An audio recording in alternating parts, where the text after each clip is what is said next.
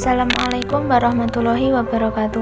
Hai teman-teman, di sini saya akan membahas tentang fungsi landasan pengembangan kurikulum. Sebelumnya perkenalkan, nama saya Ratu Nirwana Aurea dengan NIM 1860205223216 dari kelas PGMI 3 Do.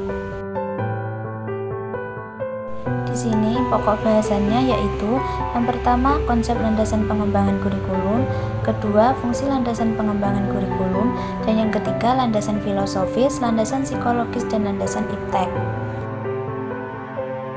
Untuk pembahasan yang pertama yaitu konsep landasan pengembangan kurikulum. Landasan pengembangan kurikulum dapat diartikan sebagai suatu gagasan, suatu asumsi atau prinsip yang menjadi sandaran atau titik tolak dalam mengembangkan kurikulum. Untuk pembahasan yang kedua yaitu fungsi landasan pengembangan kurikulum.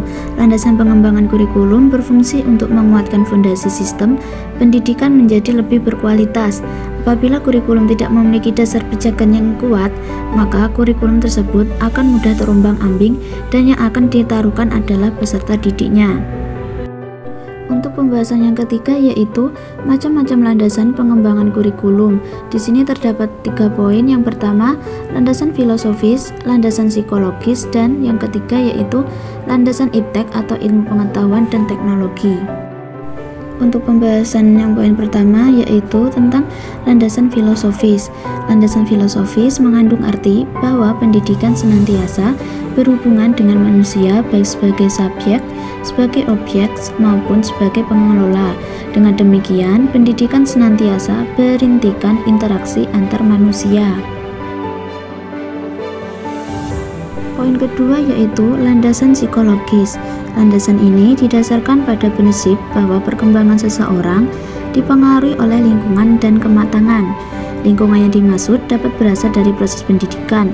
Kurikulum sebagai alat untuk mencapai tujuan dalam pendidikan tentu saja berkaitan dengan proses perubahan yang terjadi pada peserta didik. Dengan adanya kurikulum, diharapkan perubahan yang terjadi pada peserta didik dapat membentuk kemampuan atau kompetensi aktual maupun potensial. Poin yang ketiga yaitu landasan iptek atau ilmu pengetahuan dan teknologi. Sebagai akibat dari kemajuan ilmu pengetahuan dan teknologi yang pada hakikatnya adalah hasil kebudayaan manusia, maka kehidupan manusia semakin luas, semakin meningkat, sehingga tuntutan hidup pun semakin tinggi. Dalam konteks ini, kurikulum sebagai program pendidikan harus dapat menjawab tantangan dan tuntutan masyarakat. Untuk dapat menjawab tuntutan tersebut, bukan hanya pemenuhan dari segi isi kurikulumnya saja, melainkan juga strateginya pelaksanaannya.